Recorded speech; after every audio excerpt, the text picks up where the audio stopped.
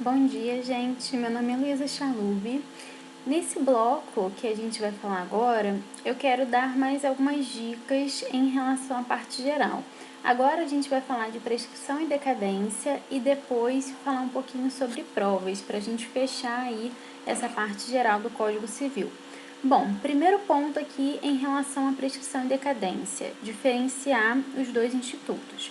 A prescrição seria, então, a extinção da pretensão à prestação devida, enquanto a decadência seria a perda efetiva de um direito.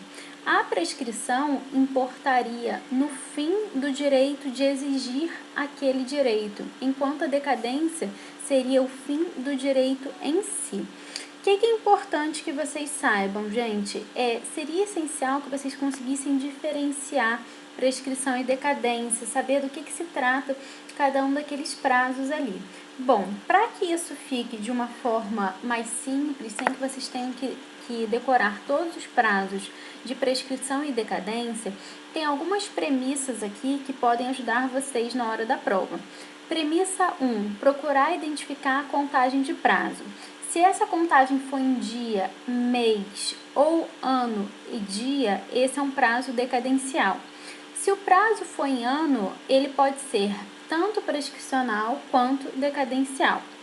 Segunda premissa, aplicado quando se tem prazo em ano, né? A gente viu que se o prazo for em ano, ele pode ser de prescrição ou decadência. Então, se esse prazo está em ano, a gente tem que tentar identificar qual a sua localização dentro do Código Civil. Porque se o prazo em ano ele estiver no artigo 206, vai ser prazo prescricional. E se estiver fora do artigo 206, vai ser prazo decadencial. Por fim, essa última premissa ela é aplicada quando a gente tem prazo em ano e a questão ela não menciona qual artigo do código que está esse prazo, se é no artigo 206 ou em outro código.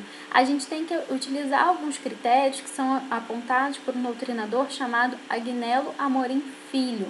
Se a ação correspondente à tutela daquele direito, daquele prazo, for uma ação condenatória, a gente está tratando ali de prazo prescricional. E se a ação correspondente for uma ação constitutiva, seja ela positiva ou negativa, a gente está falando de prazo decadencial. Então, essa é uma boa dica para que vocês encarem esses prazos aqui de prescrição e decadência. Claro que, obviamente, o ideal é que vocês saibam todos os prazos previstos ali no artigo 206, você faria isso por eliminação, descobrindo se aquele é um prazo decadencial ou prescricional. Mas caso na hora da prova te dê um branco, essas diquinhas aqui, essas premissas, elas são bastante válidas. Agora, gente, uma observação importante, a gente tem dois institutos de direito processual civil que algumas vezes são cobrados dentro de direito civil. Então, eu vou colocar esses institutos aqui, vou diferenciar eles para vocês, só para que vocês saibam pelo menos o conceito deles e consigam, caso seja cobrado na prova de vocês, consigam lidar com eles e resolver a questão de forma correta. Quais são esses conceitos, então, gente? São os conceitos de preclusão e perempção. O que é a preclusão? É a perda do direito de exercer algum ato processual. Ela se diferencia da prescrição porque se trata da perda do direito de ajuizar uma ação. A prescrição, então, ela é a perda do direito de ajuizar a ação em si, enquanto a preclusão ela é a perda do direito de exercer algum ato dentro daquele processo, dentro daquela ação que já foi ajuizada. Temos também a perempção. O que é a perempção? É a perda do direito do autor de renovar a propositura da mesma ação. Essa perempção está prevista no Código de Processo Civil, lá no artigo 486, parágrafo 3º. A perempção é a perda do direito ativo de demandar o réu sobre o mesmo objeto da ação. Lá no processo civil, a perempção ela se dá quando o autor abandona a mesma ação por mais de 3 vezes. E aí ele perde, então, esse direito de ajuizar essa ação novamente. Agora, por fim, só mais um tema que eu gostaria de tratar aqui com vocês de forma mais célere, diz respeito às provas dentro do Código Civil. Bom, normalmente as provas dentro do Código Civil, elas não são encaradas, não são estudadas de forma profunda, porque a gente acaba estudando provas de forma mais profunda lá dentro do Código de Processo Civil. Porém, o Código Civil tem sim um regramento que não pode ser deixado de lado. Algumas vezes esse regramento é cobrado na prova de vocês. Onde se encontram, então, as provas dentro do Código Civil? Está lá dos artigos 212 a 232. Então, esse é um tema que eventualmente pode sim ser cobrado. Flávio Tartucci, ele acaba não tratando desse tema no livro deles. Então, se ele tiver aí, se você estiver estudando por esse livro, por essa obra, se atentem para isso, tudo bem? Porque é importante que vocês tenham pelo menos uma noção geral a respeito desse tema.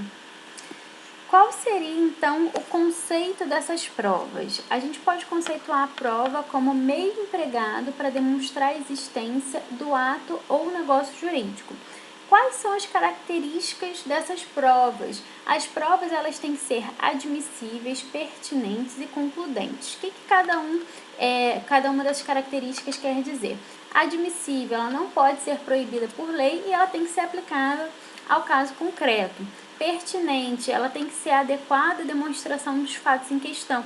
Eu não posso usar uma prova que não serve para comprovar aqueles fins que eu estou buscando. E ela tem que ser também concludente, ela tem que ser esclarecedora dos fatos ali controvertidos. Como que está a regulação das provas, então, gente? O Código Civil, ele trata a determinação das provas, indicação do valor jurídico e condições de admissibilidade. Enquanto o Código de Processo Civil, ele trata do modo de constituir a prova e delas serem produzidas em juízo.